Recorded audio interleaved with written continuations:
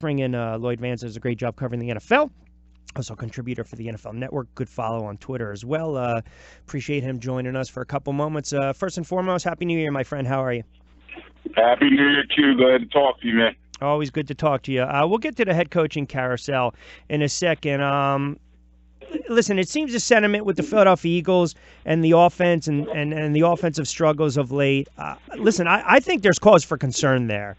And no one's suggesting or asking Foles to go out and perform like Carson Wentz, but you have to see a better effort from the quarterback. When you look at Sunday's game, first of all, were you surprised that they didn't have Foles out there for more reps? And do you buy into this notion that maybe Doug was just kind of scaling back the offense? Well, you got a lot to work with there, and I wasn't surprised that he didn't leave him out there long. Let's face it, it was a meaningless game. They had already locked everything up, but you would like to see more from Foles in that short time that he's been out there. We know that in the 5 quarters recently, since he's had his struggles, he's 1 of 17 on third downs over those 5 quarters. He has 2 interceptions, only 1 touchdown, and it just has not looked well since that Giants game. So, you know, it's a situation where the Eagles have a lot to clean up. Yes, they are the prohibitive #1 seed out there, and they did secure that with the home field advantage. But, you know, you're going out there, and this team that's going to come in here, whether it's the Falcons or somebody else, they're going to have a lot of weapons, and it may turn into a scoring fest, and you just have to wonder if Foles is going to be able to keep up. Listen, I agree 100%. That's a great point. They can't get into a shootout here. They can't. Now, we don't know who the opponent's going to be. We got another week to decipher that. But yet, going forward, I think they're going to have to go back to the ground game. And I suggested this yesterday. If I'm Doug, I sit down with Nick and I say, look, we looked at some film over the last several years. Give me 10 to 15 plays that you're comfortable with. And that's definitely a good point there. The coaching staff, particularly Peterson, he's been with him in the past in Kansas City, and they do have to sit down, get on the same page, and once they know who the opponent is, find out the weakness of that team and exploit it. And then you and I talk always about in the postseason, the key is going to be turnovers. Yep. You cannot turn the football over with bad interceptions. I know the weather's not going to be the best, but the other team's playing it as well. They are going to have to lean on that running game. Particularly, I think Jay Ajayi is going to be the key guy. We have not seen a lot of Garrett Blount in the last couple of weeks, and he just seems to have heavy legs, not as explosive as he was with the Patriots. So they brought Ajayi in, use him for a reason. He has very good yards per carry, and lean on him first and foremost. But this Eagles team has a lot of work to do, and if you look at these other teams that are in the NFC playoffs, they're very hungry, and it'll be very interesting game planning going into week 2 of the divisional round. Yeah, as far as the NFC this weekend, you have Atlanta against Los Angeles and then Carolina and the Saints. Let's start with that Saturday wild card matchup at 8:15, the Falcons against the Rams. I said during the opening monologue, when you look at some head coaches around the NFL, sometimes everyone's looking for that next Sean McVay, but the reason it's worked is he's gone out, they make the trade for Watkins, they have a ground game, they solidify the offensive line, but he also has a defensive coordinator in Wade Phillips where he basically is just like, look, you go out and you take care of the defense, and I'll worry about grooming the young quarterback, and it's a nice marriage. Yeah, and they have a lot of weapons on that Rams team. I know they were waiting a long time for a lot of these guys to step forward and make some plays. But Jared Goff looks very comfortable in the pocket, and I think that's going to be the key to this game.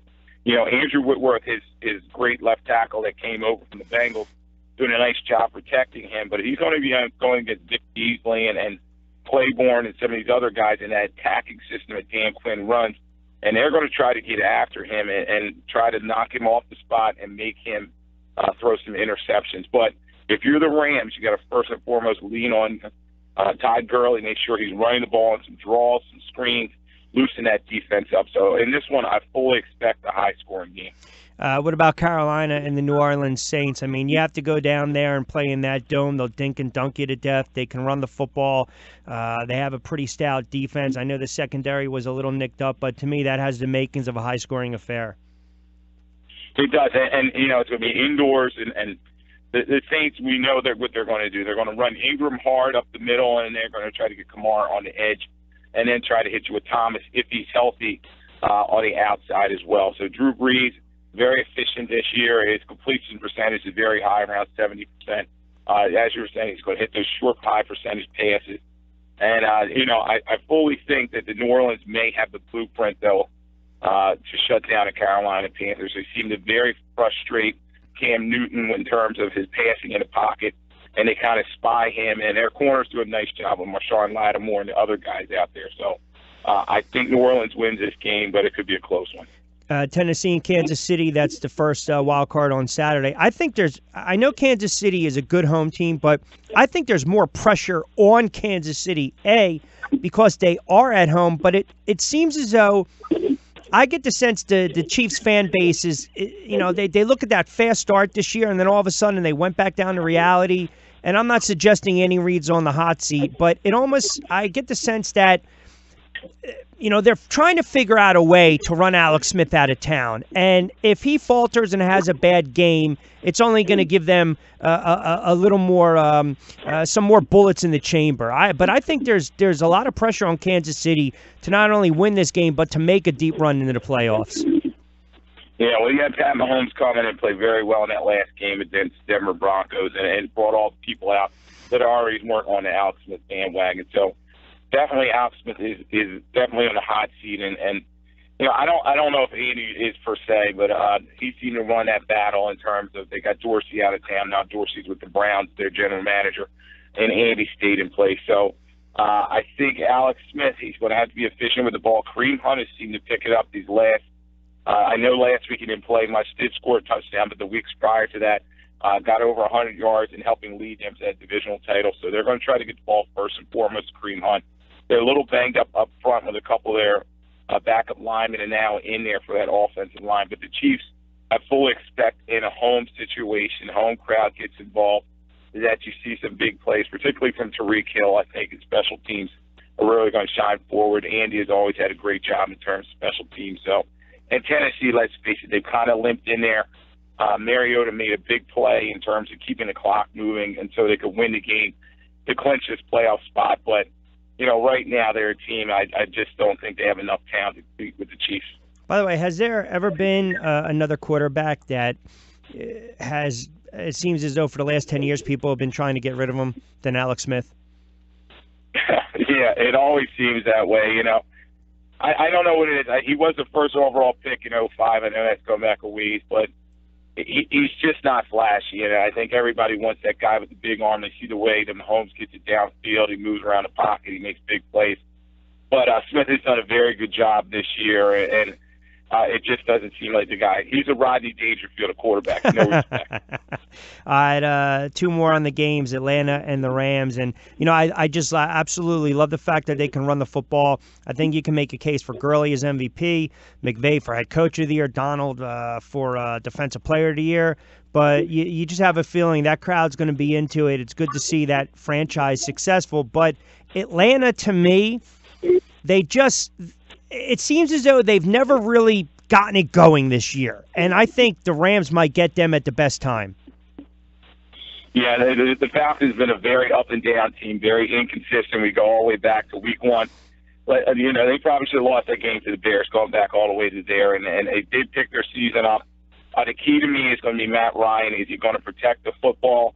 I know they're a little injured up front. One of their Levitre is out. He hurt his triceps, so he's not going to play in this game. And they have to replace him at the guard position. Matt Ryan has got to get the ball to Julio Jones, and Julio Jones has got to live up to that great expectation that he is the number one receiver in the National Football League. So I think Tremaine Johnson and the rest of the guys in that secondary are going to probably try to shut him down. And then they're going to try to get around the edge with Quinn and Donald and all those other guys getting pressure on Matt Ryan. So I think it's a close game. Right now, I was telling one of my fellow writers that I think Matt Ryan's going to come home and he'll play the Eagles. That'll be a great storyline. So I'll stick with that one. And then lastly, Buffalo and Jacksonville. And Buffalo, I thought it was a fireable offense about a month or so ago when they switched quarterbacks. They get in because you had the fluke play really against Cincinnati and Baltimore, which was a devastating blow and loss to the Baltimore Ravens. But Buffalo comes in. Listen, they need McCoy to play, and even if he plays, he's not going to finish the game. He's not going to be healthy. I just think that loss right there, he's their whole offense. I just think this is tailor-made for Jacksonville, especially at home with their defense. Yeah, this is a toss-up game, and let's face it, it's not the stellar matchup in terms of quarterbacks. Blake Bortles seemed to move back to his old ways the last couple of weeks after a very hot December. So, when I look at Tyrod Taylor, he's got to make the plays with his legs and make something happen. And Shady McCoy is very banged up, did not practice today in terms of that ankle, and it does not look good for him. And then you talked about that great defense queue, what they built there with Jacksonville Jaguars, Calais Campbell and Miles Jack, and they're just loaded everywhere. So I think that Tyrod Taylor is probably going to have an untimely throw, and it'll lead to a big play, and he makes you a pick six turn this game around. So I think Jacksonville will probably win this one. All right. You surprised that Marvin Lewis got a 2-year contract extension? Yeah, that was totally shocked to me. But in terms of the history of the Bengals, let's face it, the Brown family, they have their own way of doing things, and that team has just never been run well. I'll just put it that way. And they seem to be very comfortable with Marvin Lewis. And I heard you when I was waiting. He has won a lot of regular season games, able to compete against the Pittsburghs of the world in the regular season, but cannot get over the hump in the postseason. And when you start talking about a coach over 10 years in one situation, they do have to start winning, and the expectations are very high. I know the Bengals' history is not the best, but maybe they should have looked in another direction, looked for a younger voice coming in there. But once again, Marvin Lewis survives. I don't know how he does it. I thought he'd be fired after the perfect game where they lost to the Steelers. He's the new Rasputin. That's exactly who he is. Remember Wayne Fonts for all those years? You can't kill him. You can't get rid of him. Yeah, he's got some pictures, man, or something. I don't know how he does it. It seems to be the conspiracy theory. I think Josh floated that out there a while back, and one of the callers mentioned it as well. I said yesterday there's no way the Raiders fire Del Rio if they don't believe Jon Gruden is going to be the next head coach of the Raiders. Yeah, this is already a done deal. I know they're trying to comply with the Rooney Rule and talk to some coaches out there, minority coaches, to make sure they're compliant with that. But it's a done deal with Gruden. He's always been very close with the Davis family, going on back to Al when he was around, and now Mark Davis, his son's running the Raiders, and he's enamored with Jon Gruden. He got them to their most recent Super Bowl, and he thinks he can bring that success back there. Very good young team that has some talent that is underachieved. So Khalil Mack and Derek Carr and the rest of those guys are going to have to pick it up, because Jon Gruden, he comes in there and he seems like a nice guy on TV, but he's a very fire individual, and he has high expectations of his roster. So it's going to be an interesting situation. And, Denver, that's kind of a fluid there. So, but that's a big rival when we see how those teams shake out against each other. But the thing, before I let you get out of here, the thing on Gruden, listen, I get he'll be a rock star out there. But let's be honest, he had one run. I mean, it just seems as though everyone always makes Jon Gruden out to be the next Vince Lombardi. And I never really got that. I mean, he last coached in 2008. And when he was at Tampa Bay, they were 57-55. Now, yeah, they won the Super Bowl. They reached the postseason 2 other years. Prior to those 7 years in Tampa, the Raiders were 38-26 in 4 years with 2 playoff appearances. Why is there always this love fest for Jon Gruden? Yeah, I think a lot of it, Q, is he's on TV. And, people see him, and let's face it, it's easy on TV. You already know the answer before it's given to you, and you're able to do your research, and you're able to fit out all the facts and look like you're in total control. But the NFL coaching, it's non-control. So it's going to be a big adjustment for him coming back. I remember talking to Dick Vermeil once, and he said after he stopped broadcasting and came back to Rams, it took him 2 to 3 years to kind of figure out the new NFL from when he coached years back. So it's going to be a change for him, and even getting used to some of these players now. And he had some difficulty in the past, Jon Gruden, with guys like Keyshawn Johnson. Well, there's going to be several Keyshawn Johnsons on his roster now, and he's going to have to learn to interact with these players, develop a game plan, and learn to work with them to build some success. We know very tough division out there. Chiefs, the Chargers are coming along, just missed the playoffs, and the Broncos are rebuilding. So it's not going to be an easy job for him. Last one before I let you get out of here. With Gettleman, the new GM with the Giants, do you think, irregardless of the presence of Eli Manning and/or Davis Webb on the roster, it shouldn't preclude the Giants from taking a quarterback in number 2? Do you think if they have a conviction on a quarterback in number 2, they draft a quarterback? Because I don't believe in you don't force a quarterback, but you also can't pass on a quarterback. Just because you have a 36, 37-year-old quarterback.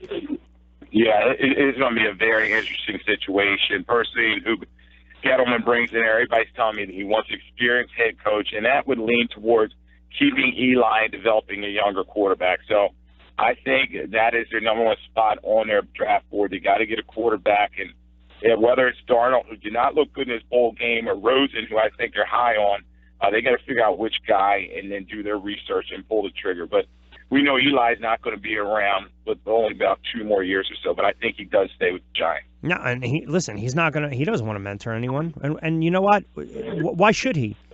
I wouldn't want to. I would want to compete and play.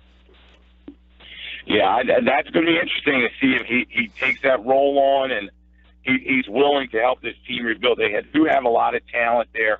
Also have big needs on offensive line, defensive line that they need to build around on this team. So the Giants and Gettleman definitely have to do their work in the later rounds if they do quarterback to fill those other areas. Yeah, this is true. All right, my friend, great stuff as always. Enjoy the games during the weekend, and I know I don't think we're going to see any more heads fall with the head coaching carousel. So we'll check back next week. We'll recap the games, and we'll start to dive into those divisional matchups. Always appreciate it, bud. All right, sounds good. Thanks for having me. All right, you got it. Lloyd Vance, Pro Football Talk Writers Association, does a great job. Also a correspondent for the NFL Network.